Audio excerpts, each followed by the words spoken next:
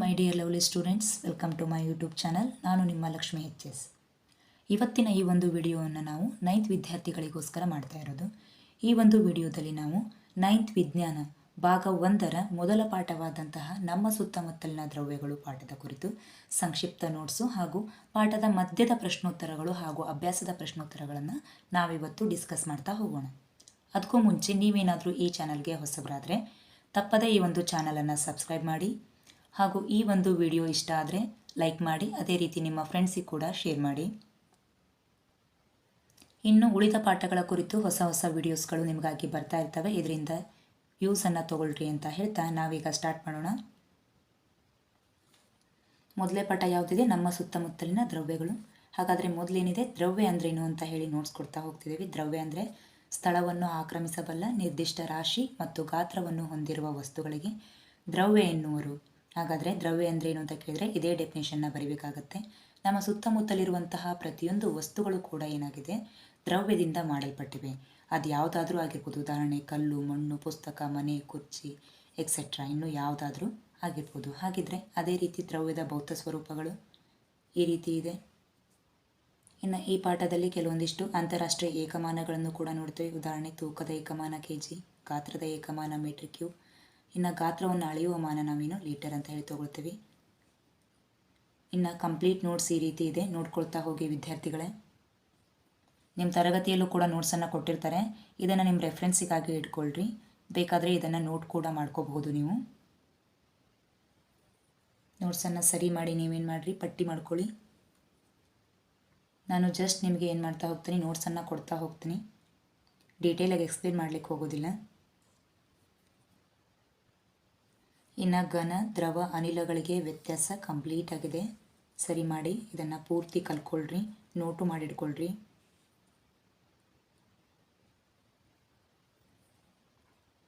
ನೀರಿನ ಕುದಿಯುವ ಬಿಂದು 100 ಡಿಗ್ರಿ ಸೆಲ್ಸಿಯಸ್. ಇನ್ನು ನೀರಿನ ಅಂತಾರಾಷ್ಟ್ರೀಯ ಏಕಮಾನ ಕೆಲ್ವಿನ್. ಕೆಲ್ವಿನಿಂದ ನಾವು ಸೆಲ್ಸಿಯಸ್ಸಿಗೆ ಪರಿವರ್ತನೆ ಮಾಡಬೇಕಾದ್ರೆ ನಿಮ್ಮ ಆ್ಯನ್ಯುವಲ್ ಎಕ್ಸಾಮಿಗೆ ಕೂಡ ಇಂಪಾರ್ಟೆಂಟು, ನೆನಪಿರಲಿ. ಕೆಲ್ವಿನಿಂದ ಸೆಲ್ಸಿಯಸ್ಗೆ ಅಂದರೆ ಕೆ ಇಂದ ಸಿಗೆ ಪರಿವರ್ತನೆ ಮಾಡಬೇಕಾದ್ರೆ ಕೊಟ್ಟಿರುವಂತಹ ತಾಪದಲ್ಲಿ 273 ನಾವು ಮೈನಸ್ ಮಾಡಬೇಕಾಗತ್ತೆ. ಅದೇ ರೀತಿ ಸೆಲ್ಸಿಯಸ್ನಿಂದ ಕೆಲ್ವಿನ್ಗೆ ಪರಿವರ್ತನೆ ಮಾಡಬೇಕಾದ್ರೆ ಕೊಟ್ಟಿರುವ ತಾಪಕ್ಕೆ 273 ನಾವು ಆ್ಯಡ್ ಮಾಡಬೇಕಾಗತ್ತೆ. ಇನ್ನು ನಿಮಗೆಲ್ಲರಿಗೂ ತಿಳಿದಿರುವ ಹಾಗೆ ಈ ದ್ರವ್ಯದ ಸ್ಥಿತಿಗಳೇನಾಗ್ತವೆ? ಫಾರ್ ಎಕ್ಸಾಂಪಲ್ ಘನಸ್ಥಿತಿ, ಘನದಿಂದ ದ್ರವಕ್ಕೆ, ದ್ರವದಿಂದ ಅನಿಲಕ್ಕೆ ಸ್ಥಿತಿಗಳು ಬದಲಾವಣೆ ಆಗ್ತಾ ಹೋಗ್ತವೆ. ಆ ಪ್ರತಿಯೊಂದು ಹಂತವನ್ನು ನಾವು ವಿವಿಧ ಹೆಸರುಗಳಿಂದ ನಾವೇನು ಮಾಡ್ತೇವೆ? ಕರಿತಾ ಹೋಗ್ತೇವೆ. ಅದರಷ್ಟು ನೋಟ್ಸು ಡೀಟೇಲ್ ಆಗಿ ಇಲ್ಲಿದೆ.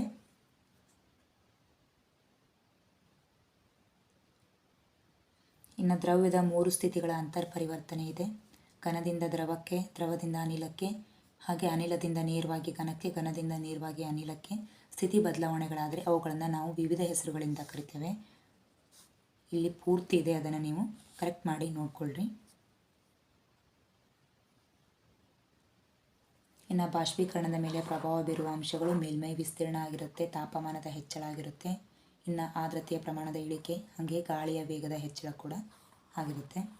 ಇದಿಷ್ಟನ್ನು ನೋಡ್ಕೊಳ್ರಿ ನೋಟ್ಸು. ಇನ್ನು ಪಾಠದ ಮಧ್ಯದ ಪ್ರಶ್ನೋತ್ತರಗಳು ಈಗ ನಾವು ಒಂದೊಂದಾಗಿ ನೋಡ್ತಾ ಹೋಗೋಣ. ನೆನಪಿರಲಿ ವಿದ್ಯಾರ್ಥಿಗಳು, ಈ ಪಾಠದ ಮಧ್ಯದ ಪ್ರಶ್ನೋತ್ತರಗಳನ್ನು ಕೂಡ ನಿಮ್ಮ ಆ್ಯನ್ಯುವಲ್ ಎಕ್ಸಾಮ್ಗೆ ಕೊಡ್ತಾರೆ. ಹಾಗಾಗಿ ಯಾವುದನ್ನು ನೀವೇನು ಮಾಡಬೇಡಿ, ಕಡೆಗಣಿಸಬೇಡಿ. ಎಲ್ಲವುಗಳನ್ನು ಸರಿ ಮಾಡಿ ಒಂದು ಪುಸ್ತಕವನ್ನು ತೆಕ್ಕೊಂಡು ಇವುಗಳನ್ನು ಪಟ್ಟಿ ಮಾಡಿಟ್ಕೊಳ್ರಿ. ಎಕ್ಸಾಮ್ ಟೈಮಿಗೆ ತುಂಬ ಹೆಲ್ಪ್ ಆಗುತ್ತೆ. ಈ ಕೆಳಗಿನ ಯಾವುವು ದ್ರವ್ಯಗಳಾಗಿವೆ ಅಂತ ಕೇಳಿದರೆ ಅವುಗಳನ್ನು ನೀವೇನು ಮಾಡಬೇಕು? ಆರಿಸಿ. ನಿಮ್ಮ ಟೆಕ್ಸ್ಟ್ ಬುಕ್ಕಲ್ಲಿ ಇದ್ದಾವೆ ಕ್ವಶನ್ಸ್ಗಳು, ಅವುಗಳನ್ನು ಏನು ಮಾಡಿರಿ, ಯಾವುವು ಅದರಲ್ಲಿ ದ್ರವ್ಯಗಳು ಅವುಗಳನ್ನು ಮಾತ್ರ ಆರಿಸಿ ಬರೀರಿ. ಅದಕ್ಕೆ ಉತ್ತರ ಈ ರೀತಿ ಇದೆ: ಕುರ್ಚಿ, ಗಾಳಿ, ವಾಸನೆ, ಬಾದಾಮಿಗಳು, ತಂಪು ಪಾನೀಯ, ಸೌಂದರ್ಯವರ್ಧಕ, ವಾಸನೆ. ಇನ್ನು 2ನೇ ಪ್ರಶ್ನೆ, ನಿಮಗೆ ಬಹಳ ದೂರದಿಂದಲೇ ಬಿಸಿ ಆಹಾರದ ವಾಸನೆ ತಿಳಿಯುತ್ತದೆ, ಆದರೆ ತಂಪಾದ ಆಹಾರದ ವಾಸನೆಯನ್ನು ತಿಳಿಯಲು ನೀವು ಆಹಾರದ ಹತ್ತಿರ ಹೋಗಬೇಕು ಅಂತ ಇದೆ.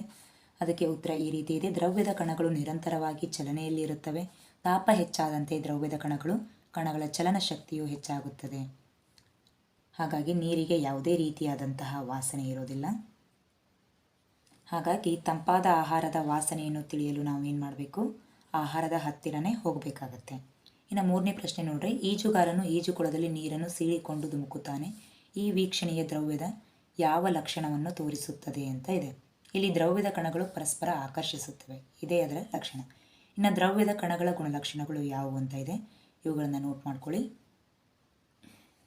ಈ ರೀತಿ ಪಾಯಿಂಟ್ಸ್ಗಳನ್ನು ಬರಿತಾ ಹೋಗ್ರಿ. ಇನ್ನು ನೆಕ್ಸ್ಟ್ ಪ್ರಶ್ನೆ ನೋಡ್ರಿ. ವಸ್ತುವಿನ ರಾಶಿ ಮತ್ತು ಏಕಮಾನ ಗಾತ್ರಗಳ ಅನುಪಾತಕ್ಕೆ ಸಾಂದ್ರತೆ ಎನ್ನುವರು. ಈ ಕೆಳಗಿನವುಗಳು ಅವುಗಳ ಸಾಂದ್ರತೆ ಏರಿಕೆ ಕ್ರಮದಲ್ಲಿ ಜೋಡಿಸಿ ಅಂತ ಇದೆ. ಉತ್ತರವನ್ನು ಹೀಗೆ ಬರೀರಿ.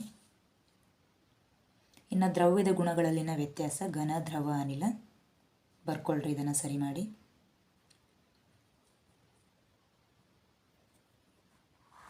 ಬರಿತಾ ಹೋಗಿ ಎಲ್ಲವುಗಳನ್ನು ನೋಡ್ಕೊಳ್ತಾ. ಅಂದರೆ ಹರಿಯುವಿಕೆ ಅಂದ್ರೇನು, ಜೊತೆಗೆ ಇಲ್ಲಿ ಕೇಳಿರೋಕ್ಕೆ ನೀವೇ ಮಾಡ್ತಾ ಹೋಗಬೇಕು, ರೀಸನನ್ನು ಕೊಡ್ತಾ ಹೋಗಬೇಕು, ಜೊತೆಗೆ ಡೆಫಿನೇಷನ್ ಕೂಡ ಇದೆ. ಇನ್ನು ಕಾರಣ ಕೊಡಿ ಇದೆ. ಅನಿಲವನ್ನು ಇಟ್ಟಿರುವ ಪಾತ್ರೆಯಲ್ಲೇ ಅದು ಸಂಪೂರ್ಣವಾಗಿ ತುಂಬುತ್ತದೆ ಅಂತ ಕೇಳಿದ್ದಾರೆ. ಅದಕ್ಕೆ ಈ ರೀತಿಯಾದ ಉತ್ತರವನ್ನು ಬರೀರಿ. ಇನ್ನು ಸಂಗ್ರಾಹಕದ ಗೋಡೆಗಳ ಮೇಲೆ ಅನಿಲಗಳು ಒತ್ತಡವನ್ನು ಏರ್ಪಡಿಸುತ್ತವೆ, ಅದಕ್ಕೂ ರೀಸನ್ ಹೀಗಿದೆ. ಇನ್ನು ಮರದ ಮೇಜನ್ನು ಘನ ವಸ್ತು ಎಂದು ಕರೆಯುತ್ತಾರೆ, ಯಾಕೆ ಕರೀತಾರೆ ಅನ್ನೋದಕ್ಕೆ ರೀಸನ್ ಕೊಡಿ. ನೆಕ್ಸ್ಟ್ ಪ್ರಶ್ನೆ ಓದ್ಕೊಳ್ಳಿ, ಉತ್ತರವನ್ನು ಬರೀರಿ. ಇನ್ನು 4ನೇ ಪ್ರಶ್ನೆ ಈ ರೀತಿ ಇದೆ, ಅದಕ್ಕೂ ಕೂಡ ಉತ್ತರವನ್ನು ಓದ್ಕೊಳ್ಳಿ. ಅದಾದಮೇಲೆ ಆಗಲೇ ಹೇಳಿರುವಂತೆ ತಾಪಗಳನ್ನು ಸೆಲ್ಸಿಯಸ್ಗೆ ಪರಿವರ್ತಿಸೋದು. ಅಂದರೆ ಕೆಲ್ವಿನಲ್ಲಿ ಕೊಟ್ಟಿದ್ದಾರೆ, ಇದನ್ನು ನೀವೇ ಮಾಡಬೇಕು, ಸೆಲ್ಸಿಯಸ್ಗೆ ಪರಿವರ್ತನೆ ಮಾಡಬೇಕು. ಅದಕ್ಕೋಸ್ಕರ ನಾವು ಏನು ಮಾಡ್ತಾಯಿದ್ದೀವಿ, ಕೊಟ್ಟಿರುವ ತಾಪಮಾನದಲ್ಲಿ -273 ಅನ್ನು ಮಾಡ್ತಾಯಿದ್ದೀವಿ. ಉಳಿದಿರುವುದಕ್ಕೆ ನಾವೇನು ಅದೆಷ್ಟು ಬರುತ್ತೆ ಮೈನಸ್ ಮಾಡಿ ಹಚ್ಚಬೇಕು. ಕೊನೆಯದಾಗಿ ಇಲ್ಲಿ ಸೆಲ್ಸಿಯಸನ್ನು ಮರಿಬಾರ್ದು. ಅದೇ ರೀತಿ ನೀವು ಕೆಲ್ವಿನಿಗೆ ಕನ್ವರ್ಟ್ ಮಾಡ್ತಿದ್ರಿ ಅಂತಂದರೆ ಕೆಯನ್ನು ಹಚ್ಚೋದನ್ನು ಮರಿಬಾರ್ದು. ಅರ್ಥ ಆಯ್ತಲ್ವಾ ವಿದ್ಯಾರ್ಥಿಗಳೇ? ಇನ್ನು ನೆಕ್ಸ್ಟ್ ಪ್ರಶ್ನೆಗಳನ್ನು ನೋಡ್ಕೊಳ್ರಿ, ಉತ್ತರವನ್ನು ಬರೆದಿಟ್ಕೊಳ್ತಾ ಹೋಗಿ. ಇನ್ನಾದರೂ ನೆಕ್ಸ್ಟ್ ಪ್ರಶ್ನೆ ನೋಡಿರಿ. ವಾತಾವರಣದ ಅನಿಲವನ್ನು ದ್ರವಿಸುವ ವಿಧಾನಗಳಿದ್ದರೆ ಸಲಹೆ ನೀಡಿ ಅಂತ ಇದೆ, ಉತ್ತರವನ್ನು ಬರೀರಿ.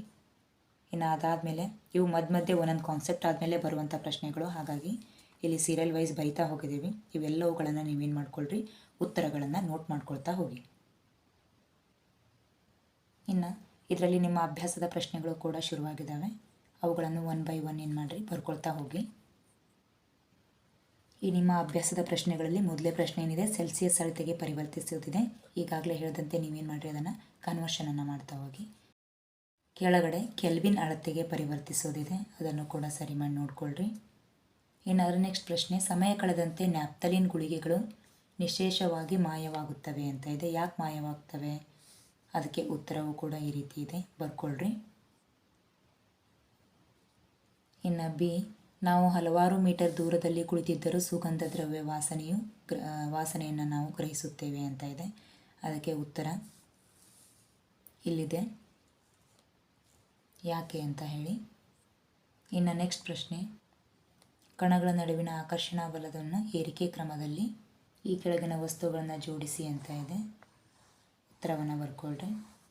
ಇನ್ನು ಈ ಕೆಳಗಿನ ತಾಪಗಳಲ್ಲಿ ನೀರಿನ ಭೌತಿಕ ಸ್ಥಿತಿಯನ್ನು ತಿಳಿಸಿ ಅಂತ ಇದೆ. 25 ಡಿಗ್ರಿ ಸೆಲ್ಸಿಯಸ್ಸಲ್ಲಿ ದ್ರವ ಆಗಿರುತ್ತೆ, 0 ಡಿಗ್ರಿ ಸೆಲ್ಸಿಯಸ್ಸಲ್ಲಿ ಘನ ಮತ್ತು ದ್ರವ ಕೂಡ ಆಗಿರುತ್ತೆ. ಯಾಕಂದರೆ ಅಲ್ಲಿ ಅದು ಘನೀಕರಣವನ್ನು ಹೊಂದ್ತಾ ಇರುತ್ತೆ, ಅದೇ ರೀತಿ ದ್ರವ ಸ್ಥಿತಿಯಿಂದ ಅದು ಘನ ಸ್ಥಿತಿಗೆ ಬರ್ತಾ ಇರುತ್ತೆ. ಹಾಗಾಗಿ 0 ಡಿಗ್ರಿ ಸೆಲ್ಸಿಯಸ್. ಇದು 100 ಡಿಗ್ರಿ ಸೆಲ್ಸಿಯಸ್ಸಲ್ಲಿ ದ್ರವ ಮತ್ತು ಅನಿಲ ಎರಡು ಕೂಡ ಇದೆ. ಯಾಕಂದರೆ ನೀರು ಕುದಿತಾ ಇರುತ್ತೆ, ದ್ರವ ಸ್ಥಿತಿಯಿಂದ ಅನಿಲಕ್ಕೆ ಬರ್ತಾ ಇರುತ್ತೆ. ಹಾಗಾಗಿ ದ್ರವ ಮತ್ತು ಅನಿಲ ಎರಡನ್ನೂ ಕೂಡ ನೀವು ಬರಿಬೇಕಾಗತ್ತೆ.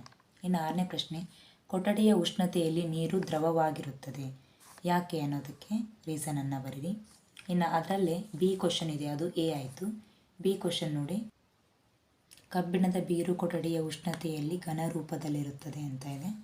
ಉತ್ತರವನ್ನು ಇದೇ ರೀತಿಯಾಗಿ ಬರೀರಿ. ಇನ್ನು 7ನೇ ಪ್ರಶ್ನೆ, 773 ಕೆಲ್ವಿನಲ್ಲಿ ಮಂಜುಗಡ್ಡೆಯು ತಂಪುಕಾರಕ ಪರಿಣಾಮವು ಅದೇ ತಾಪದಲ್ಲಿನ ನೀರಿಗೆ ಇರುವುದಿಲ್ಲ, ಏಕೆ ಅಂತ ಕೇಳಿದ್ದಾರೆ. ಉತ್ತರವನ್ನು ಹೀಗೆ ಬರೀರಿ.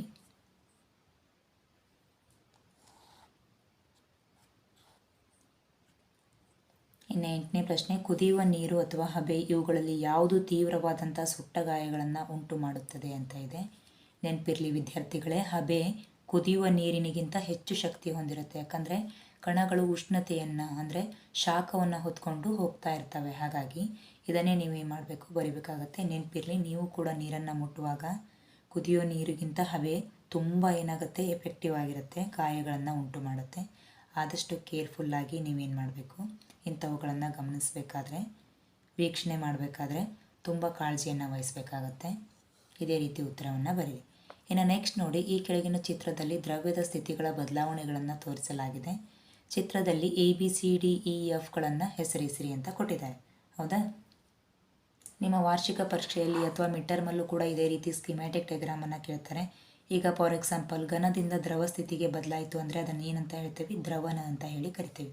ಅದೇ ರೀತಿ ದ್ರವದಿಂದ ಅನಿಲ ಸ್ಥಿತಿಗೆ ಪರಿವರ್ತನೆ ಆಯಿತು ಅಂತ ಅಂದರೆ ಅದನ್ನು ಆವಿಕರಣ ಅಂತ ಹೇಳ್ತೀವಿ. ಇನ್ನು ಅನಿಲದಿಂದ ನೇರವಾಗಿ ಘನ ಸ್ಥಿತಿಗೆ ಬಂತು ಅಂದರೆ ದ್ರವ ಸ್ಥಿತಿಗೆ ಬರದೆ ಅದನ್ನು ನಿಕ್ಷೇಪಣ ಅಂತ ಹೇಳಿ ಕರಿತೀವಿ.